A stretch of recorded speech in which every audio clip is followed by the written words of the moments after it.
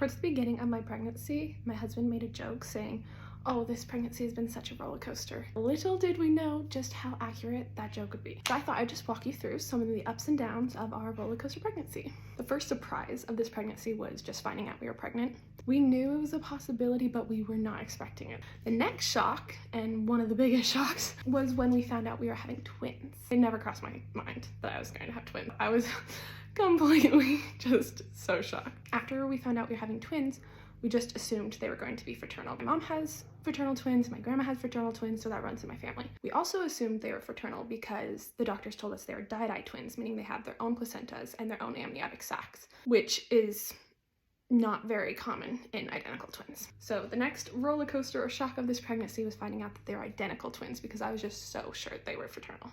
Our next few surprises were not necessarily happy ones, but definitely a roller coaster. We found out at 19 weeks that the twins are actually not di-dye, they are mono-di, so they share a placenta, and they had developed twin-to-twin transfusion syndrome. Because they share a placenta, they're able to share blood. Creates a really bad situation for both twins. The day we found out they had twin-to-twin, we got on a flight that night to travel to Seattle to get an emergency procedure done. Right after the surgery, the twins were looking a lot better. They said they were seeing a lot of positive signs.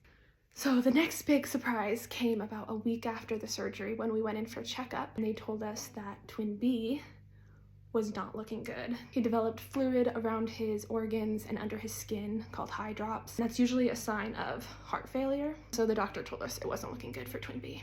The biggest shock yet, and a happy one, was when we went in a few days later to check on the twins again.